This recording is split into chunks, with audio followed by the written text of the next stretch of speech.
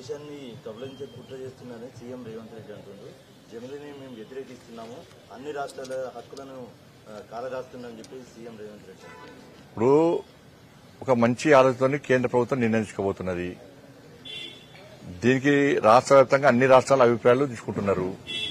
ఒక మంచి ఆలోచన వన్ నేషన్ వన్ ఎలక్షన్ అనేటువంటి ఒక విధానానికి కేంద్ర ప్రభుత్వం కట్టుబడి ఉంది అన్ని విషయాలు ఆలోచించిన తర్వాత.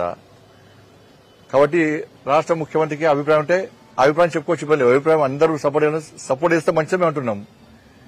దాంట్లో మెజార్టీ బట్టి అందరూ మద్దతు తీసుకుని చేయాలని చెప్పి ఆలోచన ప్రభుత్వం ఉంది. కాబట్టి రేవంత్ రెడ్డి గారికి ఆలోచన ఉంటే కేంద్రం చెప్పుకోవచ్చు, ఇబ్బంది లేదు.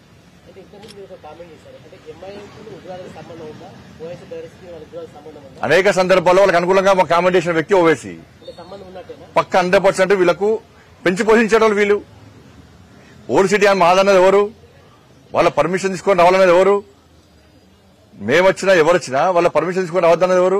మరి ఇప్పుడు ఎవరు పర్మిషన్ తీసుకొని ఉగ్రవాద సంస్థలు వస్తున్నానికి షెల్టర్ తీసుకుంటున్నా వీళ్ళ పర్మిషన్ తీసుకునే కదా. అలా శవయాత్రలు నిర్వహించారు, వాళ్ళు ఉగ్రవాద శవయాత్రలు నిర్వహించారు.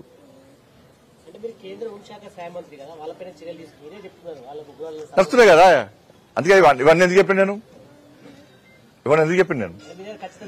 పక్క 100% వాళ్ళకి ఫ్యాకల్టీ అరెస్ట్ చేసింది వాస్తవము.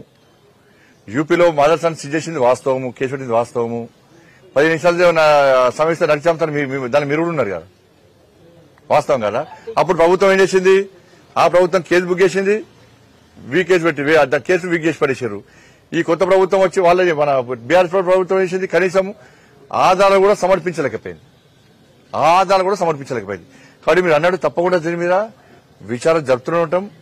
దొరికిన ఏ రాష్ట్రం వచ్చినా ఎక్కడ ఆనవాళ్ళున్నా కూడా ఇక్కడ వచ్చి పట్టుకపోతారు. ఏదో వీళ్ళు చూసుకున్నట్టు ఉంటాం. మేము మధ్యప్రదేశ్ పోలీసులు కూడా పట్టుకపోయారు. తప్పుడు ఫ్యూచర్ లో కూడా అటువంటి ఆనవాళ్ళు పట్టుకపోవడే ప్రసక్తి లేదు. చూస్తాం దాన్ని బట్టి మనం ఆలోచిస్తాం కదా.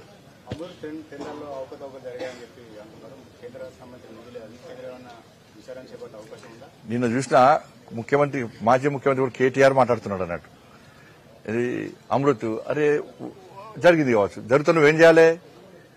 ఫిర్యాదు చేయి. మరి బీజేపీ ఎందుకు తిరుగుతావు? ఎప్పుడు పేపర్లు ఉండాలి, సోషల్ మీడియాలో ఉండాలి, పేపర్లు ఉండాలి. కేటీఆర్ కన్నా వ్యక్తి గదే ఎప్పుడు పేపర్లు కనబడాలి, సోషల్ మీడియాలో గంతికి ఆడికే మళ్ళీ వనికేయాడు. బీజేపీ కాంగ్రెస్ ఒకటి ఆట నా పేరు తీసుకున్నది. అలా మీ కుటుంబమును కాంగ్రెస్ పార్టీ ఒకటి, ఇవాళ ఓటు నోటు కేసు అంటున్నారు. ఇవాళ బీఆర్ఎస్ పార్టీలు మీ ప్రభుత్వం ఉన్న రోజులు ఎప్పుడన్నా ఓటు నోటు కేసు ప్రస్తావన తీసిండ్రా? ఎప్పుడన్నా? ఇప్పుడు కాంగ్రెస్ పార్టీ ప్రభుత్వం వచ్చింది. కాంగ్రెస్ పార్టీ ప్రభుత్వం వచ్చి ఏం చేస్తున్నది? ఫోన్ ట్యాపింగ్ కేసు ఏడమైంది, కాళేశ్వరం కేసు ఏడమైంది, డ్రగ్స్ కేసు ఏడమైంది. ఇవాళ ఎఫ్టీఎల్ భూములకు సంబంధించి అలా దాదాపు 50-52 చెరువులు ఈ కేసీఆర్ కుటుంబమే అన్యాక్రాంతం చేసింది, అవినీతికి పాల్పడదని చెప్పి అంటున్నారు. మరి దాని మీద విచారణ ఎందుకు అవుతలేదు? అసలు 6 జ్ఞానంలో ఎందుకు మాడతలేరు మీరు? ఇది కేవలం వాళ్ళిద్దరి మధ్య అండర్స్టాండింగ్. సరే నిన్నేదో కొంచెం చెదిరినట్టున్నది ఈ దోస్తానా. ఇక మళ్ళీ ఇప్పుడు కేటీఆర్ కామెంట్ చేసింది కదా, మళ్ళీ దోస్తానా చూసుకుంటారు. ఇక ఎప్పుడైనా చిన్న అండర్స్టాండింగ్ ఇద్దాం మధ్యలో కాంగ్రెస్ కు బీఆర్ఎస్ కు అండర్స్టాండింగ్ బాగా మంచి ఒక రూపాయికారు ఒప్పందం పక్కా ఉంటుంది.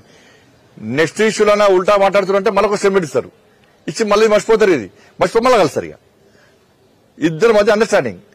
మేము ఎప్పుడు మేము ఏది చేసినామంటే ఎవరు మంచి చేస్తే మంచి అంటాం, చెడు చేస్తే చెడు అంటాం. మంచి చేస్తే ప్రోత్సహిస్తాం, కేంద్రంలో అధికార పార్టీగా. చెడు చేస్తే పక్కా వ్యతిరేకిస్తాం. మా నరేంద్ర మోడీ గారి ప్రభుత్వం మీద ఏ ఒక్క అవినీతి ఆరోపణ రాలే. కేసీఆర్ కుటుంబం మీద మొత్తం అవినీతి ఆరోపణలే.